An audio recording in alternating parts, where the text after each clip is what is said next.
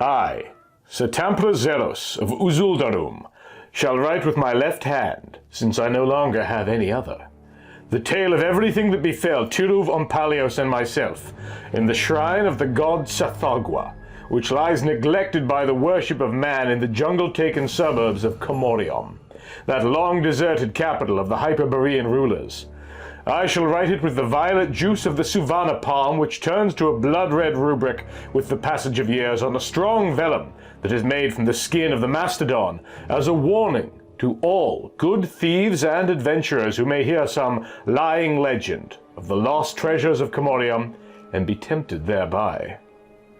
Now, Tiruv Ompalios was my lifelong friend and my trustworthy companion in all such enterprises as require deft fingers and a habit of mind both agile and adroit.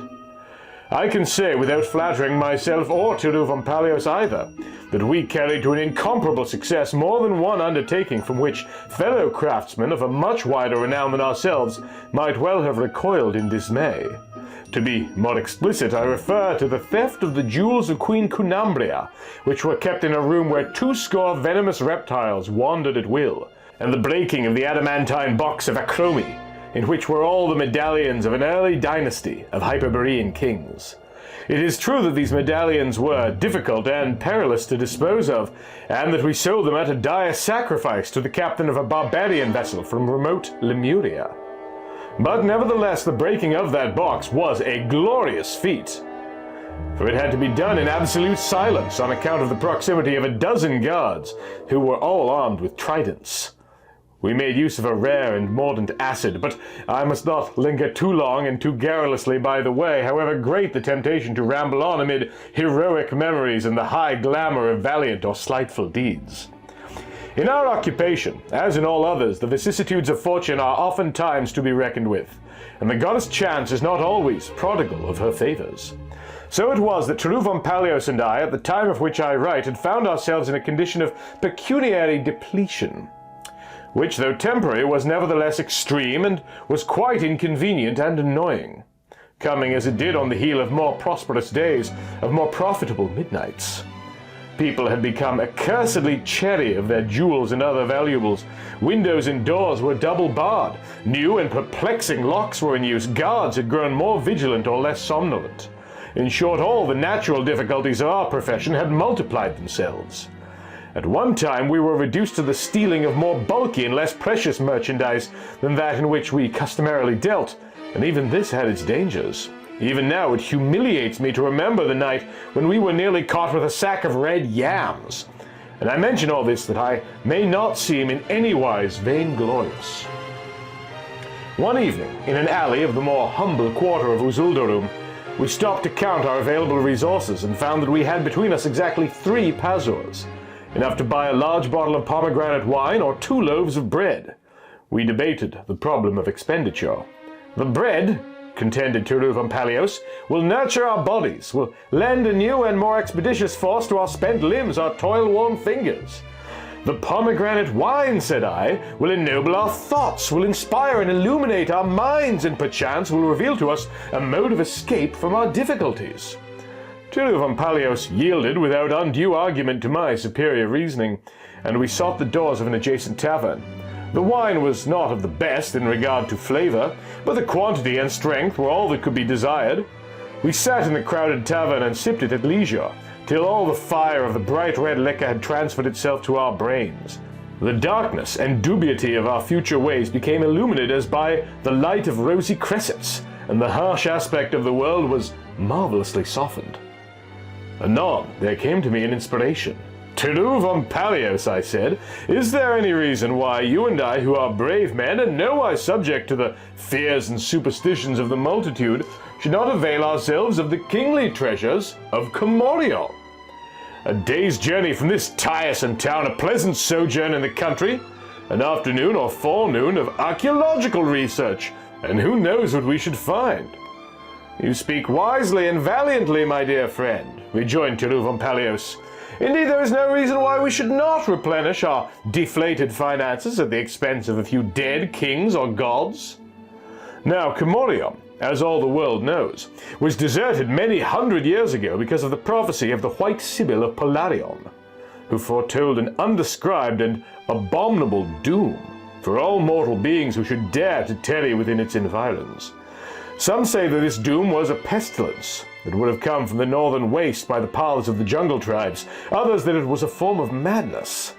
At any rate, no one, neither king, nor priest, nor merchant, nor laborer, nor thief, remained in Commodium to abide its arrival. But all departed in a single migration to found at the distance of a day's journey the new capital, Uzuldarum.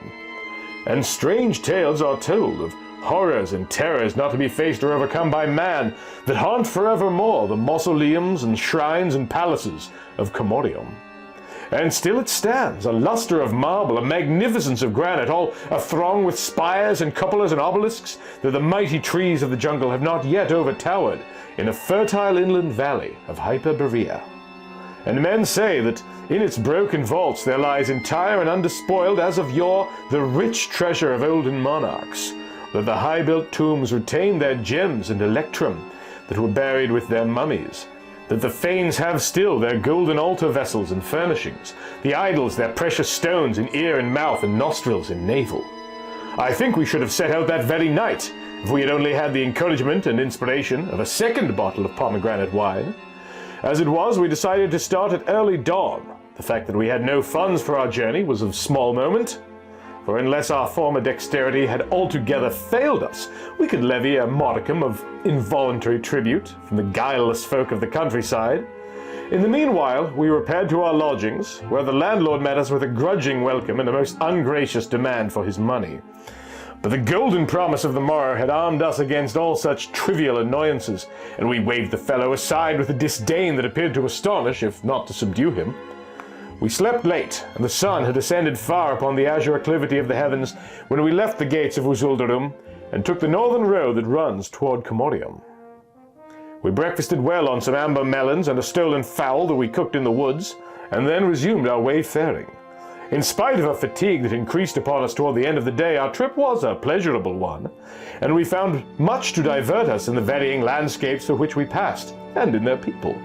Some of these people, I am sure, must still remember us with regret, for we did not deny ourselves anything procurable that tempted our fancy or our appetites. It was an agreeable country, full of farms and orchards and running waters and green flowery woods. At last, some while in the course of the afternoon, we came to the ancient road, long disused and well nigh overgrown, which runs from the highway through the elder jungle to Commodium. No one saw us enter this road, and thenceforward we met no one. At a single step we passed from all human ken, and it seemed that the silence of the forest around us had lain unstirred by mortal footfall ever since the departure of the legendary king and his people, so many centuries before. The trees were vaster than any we had ever seen. They were interwoven by the endless labyrinthine volumes, the eternal web-like convolutions of creepers almost as old as they themselves.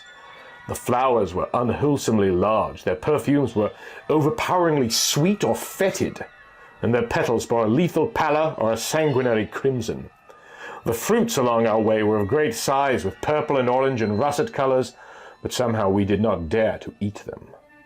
The woods grew thicker and more rampant as we went on, and the roads, though paved with granite slabs, was more and more overgrown, for trees had rooted themselves in the interstices, often forcing the wide blocks apart. Though the sun had not yet neared the horizon, the shades that were cast upon us from gigantic boles and branches became ever denser, and we moved in a dark green twilight fraught with oppressive odors of lush growth and of vegetable corruption. There were no birds nor animals such as one would think to find in any wholesome forest, but at rare intervals a stealthy viper with pale and heavy coils glided away from our feet among the rank leaves of the roadside, or some enormous moth with baroque and evil-colored mottlings flew before us and disappeared in the dimness of the jungle.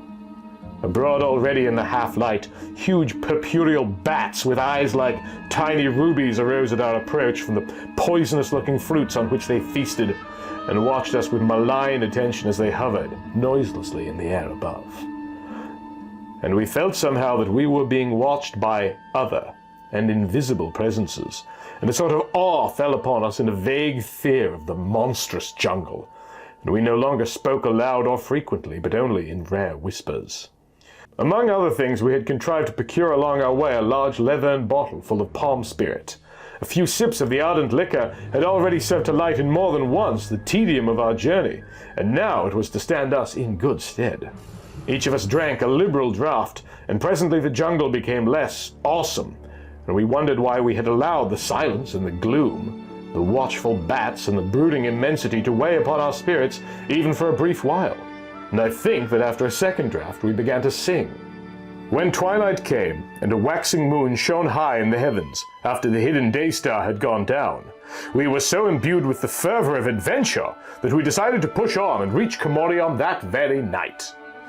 We supped on food that we had levied from the country people, and the leathern bottle passed between us several times.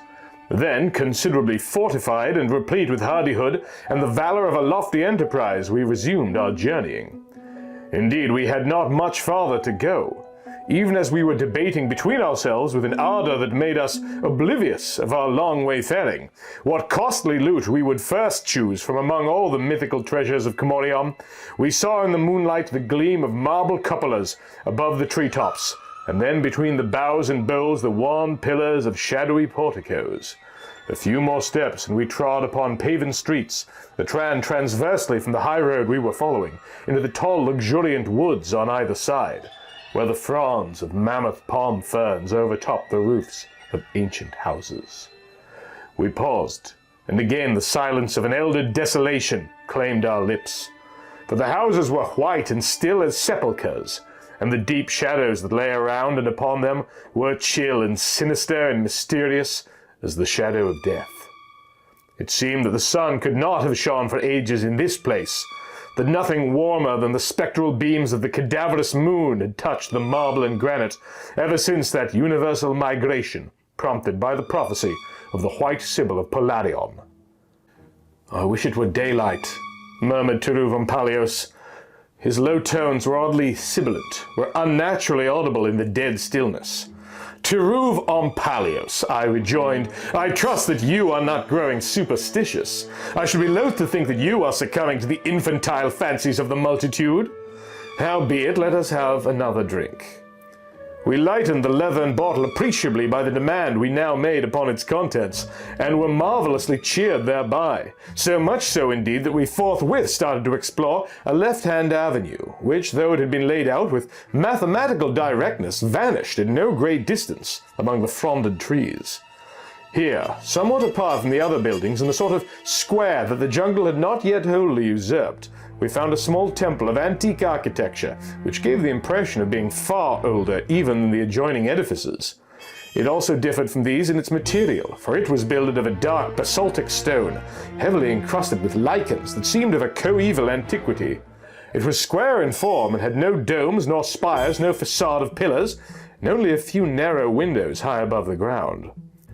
Such temples are rare in Hyperborea nowadays, but we knew it for a shrine of Tsathoggua, one of the elder gods, who receives no longer any worship from men, but before whose ashen altars, people say, the furtive and ferocious beasts of the jungle, the ape, the giant sloth, and the long-toothed tiger, have sometimes been seen to make obeisance, and have been heard to howl or whine their inarticulate prayers.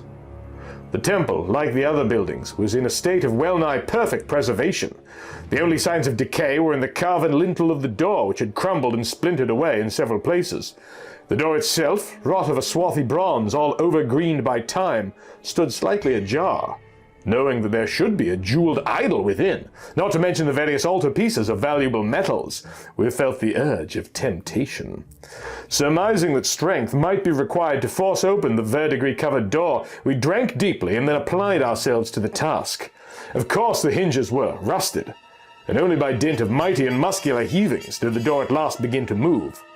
As we renewed our efforts, it swung slowly inward with a hideous grating and grinding that mounted to an almost vocal screech, in which we seemed to hear the tones of some unhuman entity. The black interior of the temple yawned before us, and from it there surged an odor of long-imprisoned mustiness, combined with a queer and unfamiliar fetidity. To this, however, we gave little heed in the natural excitement of the moment. With my usual foresight, I had provided myself with a piece of resinous wood earlier in the day, thinking that it might serve as a torch in case of any nocturnal explorations of Komorium. I lit this torch, and we entered the shrine. The place was paven with immense quinquangular flags of the same material from which its walls were built. It was quite bare, except for the image of the god enthroned at the farther end, the two-tiered altar of obscenely figured metal before the image, and a large and curious-looking basin of bronze supported on 3 legs, which occupied the middle of the floor. Giving this basin hardly a glance, we ran forward, and I thrust my torch into the face of the idol. I had never seen an image of Tsathoggua before, but I recognized him without difficulty from the descriptions I had heard. He was very squat and pot-bellied. His head was more like that of a monstrous toad than a deity, and his whole body was covered with an imitation of short fur, giving somehow a vague suggestion of both the bat and the sloth. His sleepy lids were half lowered over his globular eyes, and the tip of a queer tongue issued from his fat mouth. In truth, he was not a comely or personable sort of god, and I did not wonder at the cessation of his worship, which could only have appealed to very brutal and aboriginal men at any time.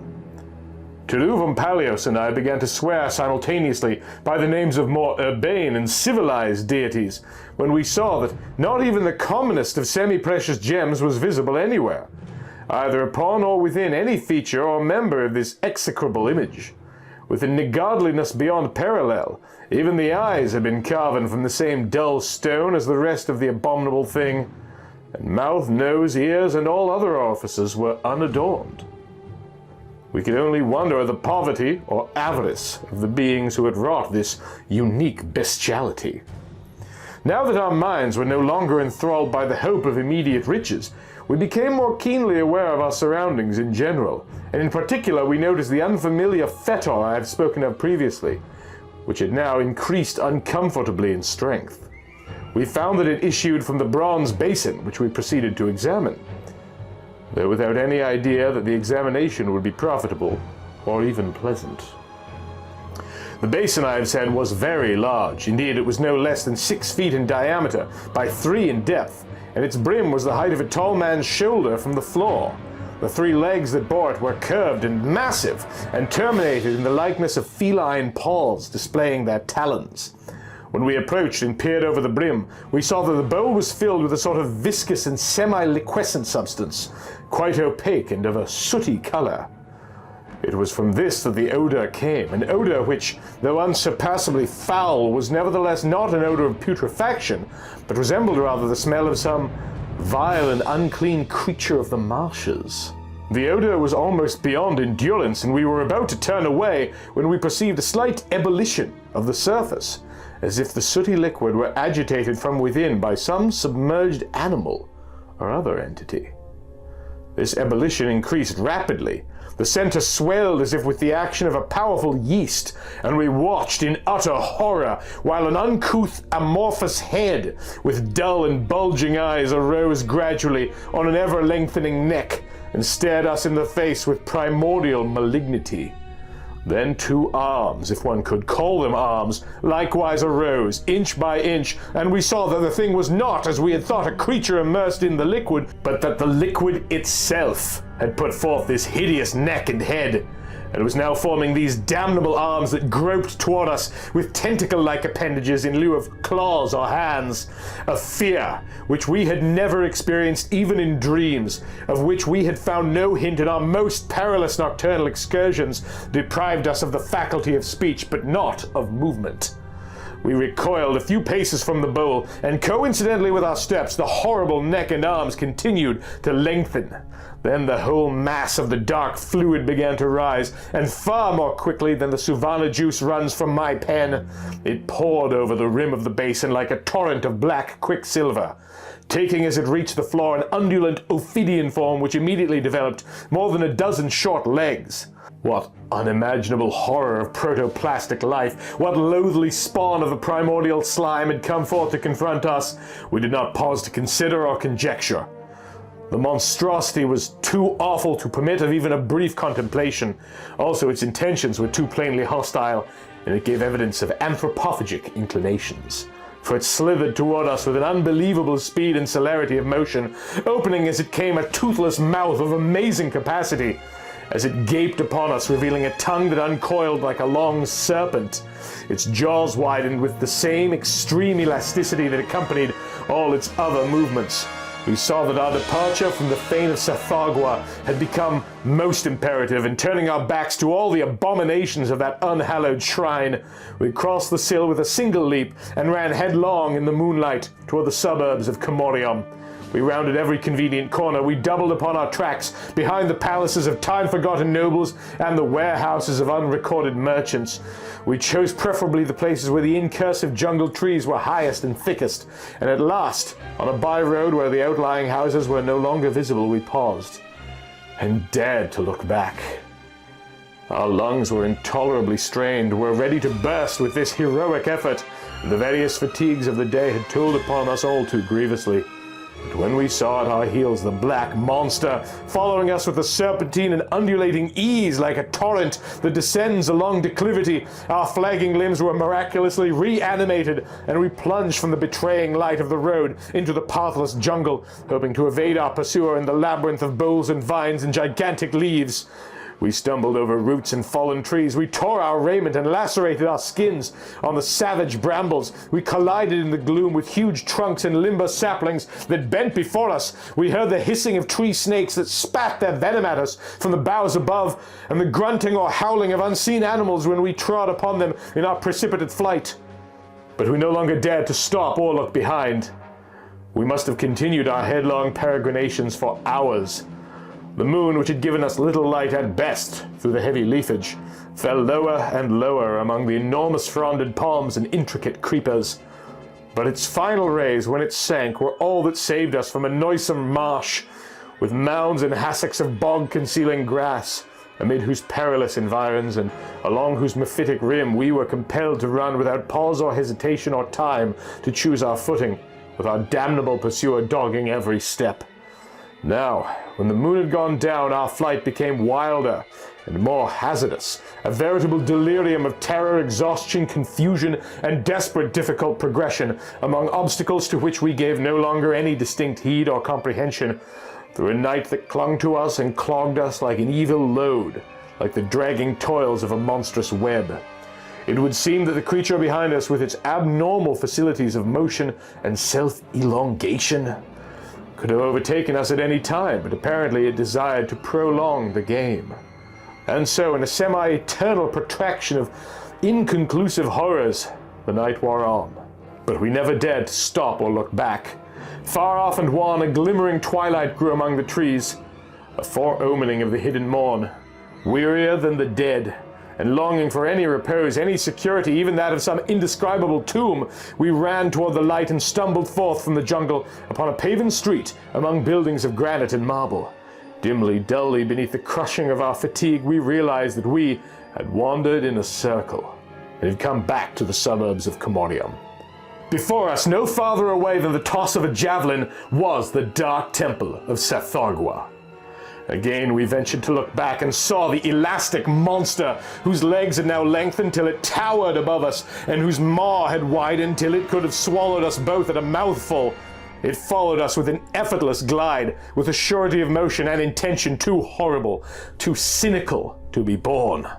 We ran into the temple of Tsathoggua, whose door was still open, just as we had left it, and closing the door behind us with a fearful immediacy, we contrived, in the superhuman strength of our desperation, to shoot one of the rusty bolts. Now, while the chill drearness of the dawn fell down in narrow shafts through the windows high in the walls, we tried with a truly heroic resignation to compose ourselves, and waited for whatever our destiny should bring. And while we waited, the god Tsathoggua peered upon us with an even more imbecile squatness and vileness and bestiality than he had shown in the torchlight. I think I've said that the lintel of the door had crumbled and splintered away in several places. In fact, the beginning process of ruin had made 3 apertures through which the daylight now filtered, and which were large enough to have permitted the passage of small animals or sizable serpents. For some reason, our eyes were drawn to these apertures. We had not gazed long when the light was suddenly intercepted in all 3 openings, and then a black material began to pour through them and ran down the door in a triple stream to the flagstones, where it reunited and resumed the form of the thing that had followed us. "Farewell, Tiruvum-Palios," I cried, with such remaining breath as I could summon. Then I ran and concealed myself behind the image of Tsathoggua, which was large enough to screen me from view, but unfortunately was too small to serve this purpose for more than one person. Tiruvum-Palios would have preceded me with the same laudable idea of self-preservation, but I was the quicker. And seeing that there was not room for both of us to the rearward of Tsathoggua, he returned my valediction and climbed into the great bronze basin, which alone could now afford a moment's concealment in the bareness of the fane. Peering from behind that execrable god, whose one merit was the width of his abdomen and his haunches, I observed the actions of the monster. No sooner had Tiruvum-Palios crouched down from view in the 3-legged bowl, when the nameless entity reared itself up like a sooty pillar and approached the basin.